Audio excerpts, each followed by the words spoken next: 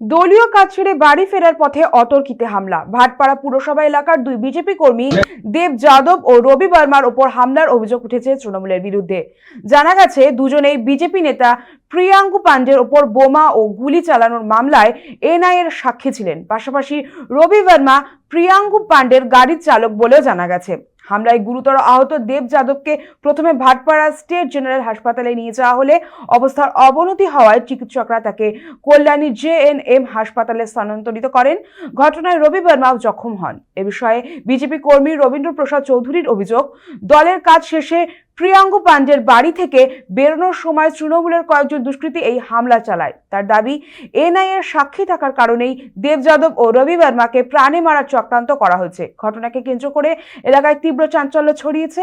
ঘটনা দ্রুত ও নিরপেক্ষ তদন্তের দাবি তুলেছে বিজেপি।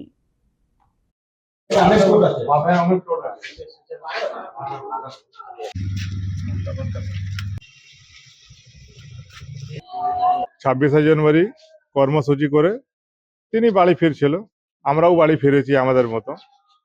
তা হঠাৎ নবযুবক সংঘ 6 নম্বর গলি, ওইখানে তৃণমূলের দুষ্কৃতীরা আর্মাদ বাহিনীগুলো তাদের উপরে চড়া হয়।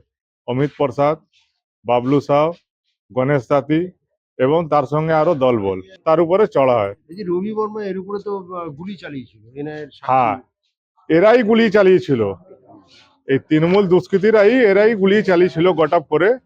এখন আবার যেহেতু এনআইএ তে সাক্ষী রয়েছে রবি বর্মা দুজন আর দেব যাদব, তাদেরকে মারার চক্রান্ত করছে তৃণমূল।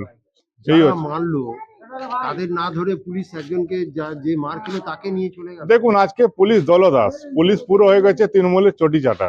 পুলিশ বিজেপি কর্মীদেরকে ঘরে ঢুকাতে চাইছে, কিন্তু আমি বলে দিচ্ছি এটা ব্যারাকপুরের ভূমি, এটা ভাটপাড়ার ভূমি।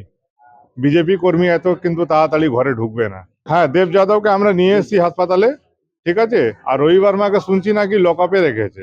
এটা কিন্তু এরা মাটি হারিয়েছে বলে এই সব করে বেড়াচ্ছে এরা।